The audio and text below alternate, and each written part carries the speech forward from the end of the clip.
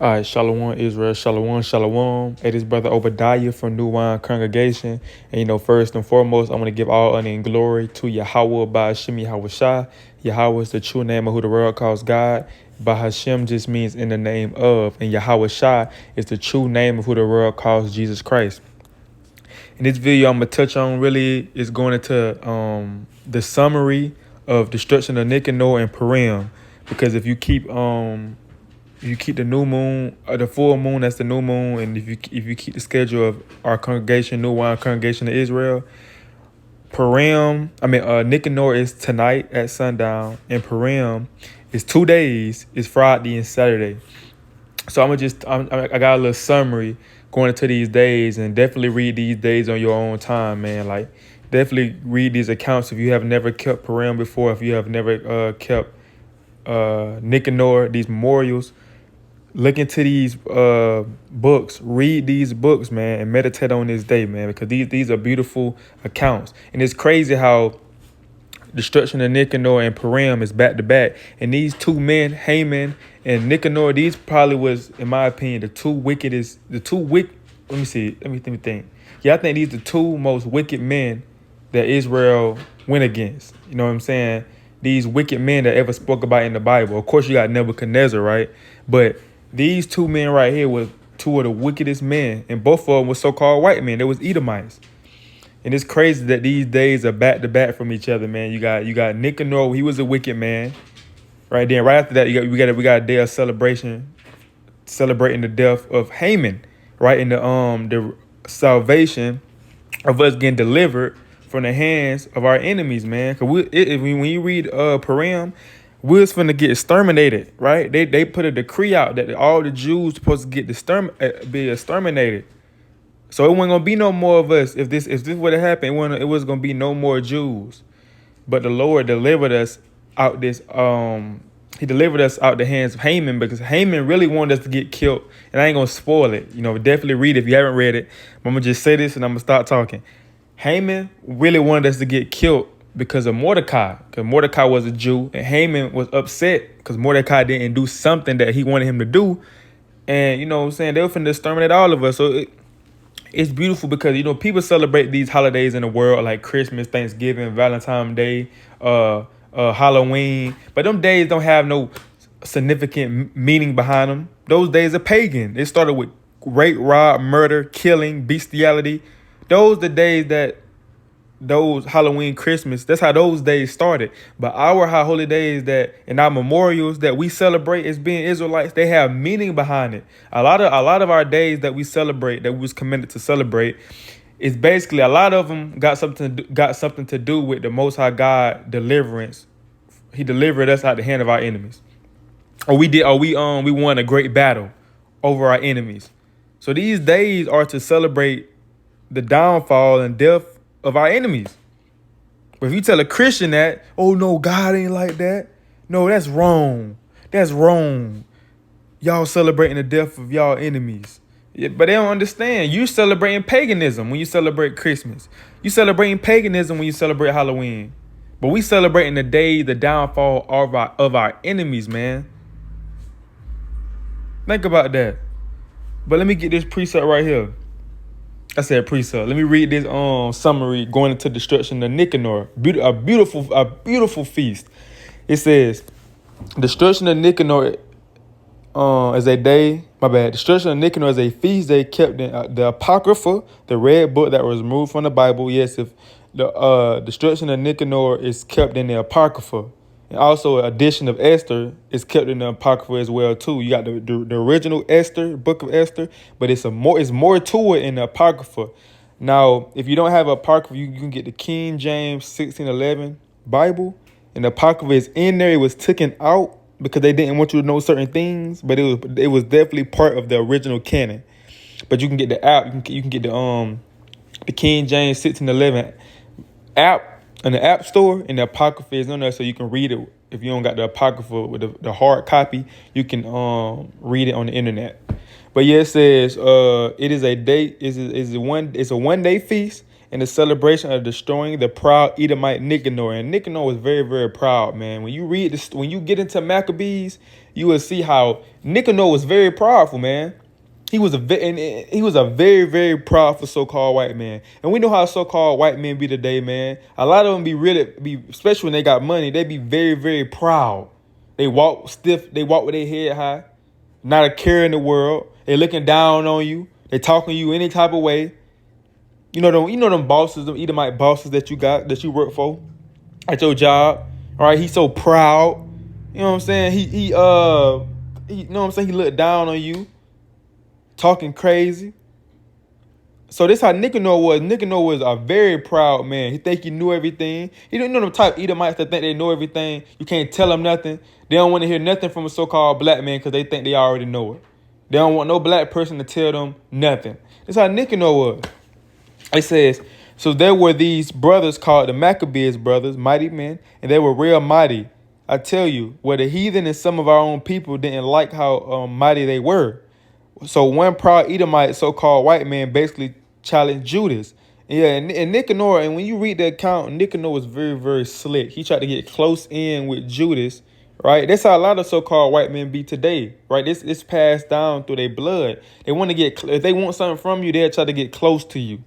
They'll try to get buddy with you, act like they cool with you, and stab you in the back. Same thing like the so-called white man did to our Native American brothers and sisters. They got close to them. They was talking about some show me your ways, show me how you hunt, show me how you survive. Then they end up stabbing them in the back, and they got a day called Thanksgiving in honor of that.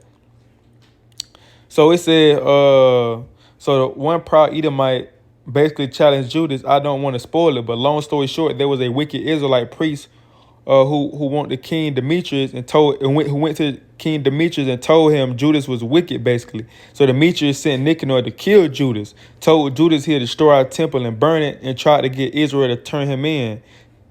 He said he'll destroy us in the temple. So Nicanor was speaking proud words, man.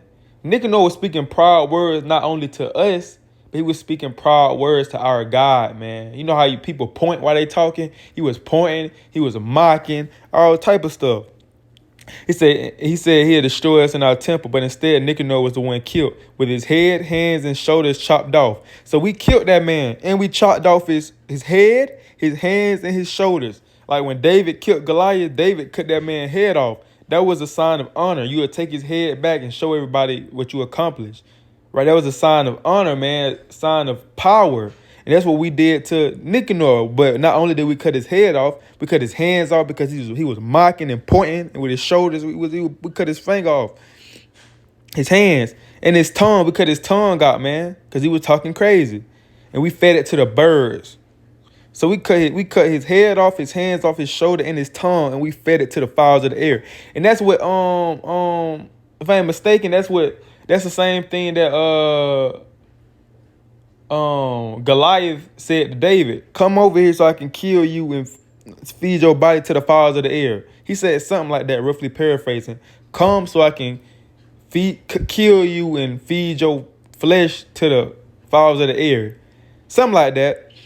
But we did that to Nicanor. We fed his flesh to the fowls of the air. And it says there was a lot more detail that took place, but I stopped for there. Go read yourself. So we celebrate this day to remember the death of him. This can be read about in 2 Maccabees chapter 14 and 15. So definitely, if you want to know more about Nicanor, about wicked Nicanor and what happened, tap into 2 Maccabees chapter 14 and 15. It say you must read both chapters to understand what happened and why we kept this holy day.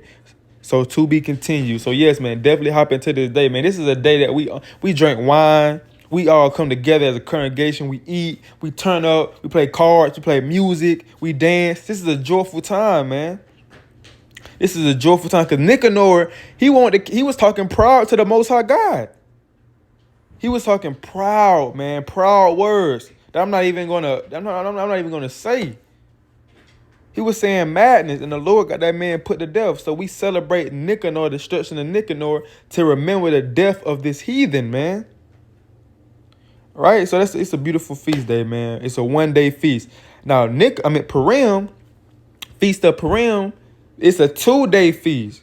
And I was saying this before, man. No No feast days in the world can compare, or no holidays in the world can compare to the feast days of the Lord. We literally have feast days that's 2 days. We got feast days. I think we got 2 or 3 feast days. I think 2 of them that's 8 days or 7 days. You know what I'm saying? We got feast. No, it ain't no feast. It ain't no holiday in the world that's 7 days. It ain't no holiday in the world that's 2 days. These so-called holidays be 1 day and that's it. We got a feast of Purim that's 2 days. Now it says, Feast of Purim is a 2-day feast of the celebration of our enemies and giving gifts to the poor. Yeah, so it's the day that we celebrate the downfall of our enemies, and it's the day that we also give gifts to the poor. In the book of Esther, our Israelite sister Esther had been appointed queen. There was a threat sent out of the hand of Haman to kill all Jews, both young, old, small, and great, because he was mad that Mordecai the Jew went and bowed down to him. So yeah, that's the reason why I ain't want to spoil it, but it's already right here on the notes. That's the reason why Haman wanted to kill the Jews, because Mordecai didn't want to bow down to him. So Haman put out a threat to kill the old, young, small, all that. They didn't care how old you was. They didn't care how young you was. If you was a Jew, they was going to kill you. It says with Esther being queen and being in the king's good grace and ready to die for her people, she was able to notify the king, Ahasuerus, of this letter that was sent out. Queen Esther was able to notify the king, which resulted in Haman and his children being hanged. Not only that, but instead of all the Jews dying and being killed, we went on a killing spree and killed everyone who sought to kill us. We killed more than 75,000 of our enemies. After battle and resting from killing our enemies, we rejoiced and sent gifts to one another. We kept this day in remembrance of how our days were turned into sorrow to joy, how we overcame our enemies at the hand of Yahweh Shema Shai. It's a 2-day feast.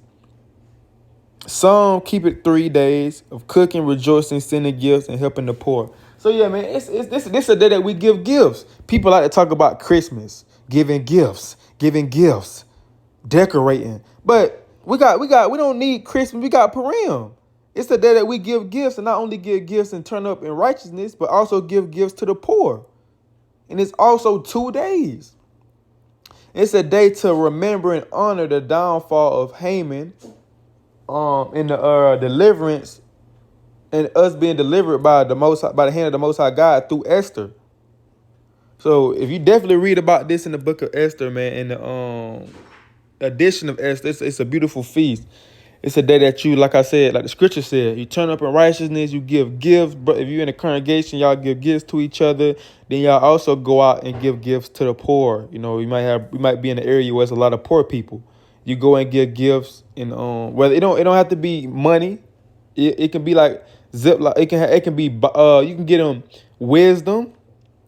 You can get them. You also can give them whatever on your spirit, clothes, shoes. You can get them little Ziploc bag with food, with sandwiches in it. Right, that's giving to the poor. That's you. That's you basically giving alms to your people, man. So Purim is definitely a beautiful day. It's a 2-day feast, man. So definitely when these feast days are happening, just meditate on these days, man.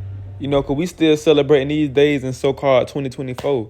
We still remembering these days, man. That's what the Most High God wanted us to do. He wanted us to remember and honor these days forever, because these are days that we're going to be keeping in the kingdom.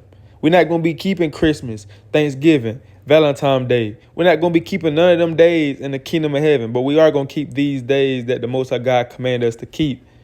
You know, so Lord, when this video is edifying, man, definitely read about these accounts, and I got plenty more, man. I might do videos on the other feast days as well too. Just got summaries on them, but yeah, man. If definitely read these accounts,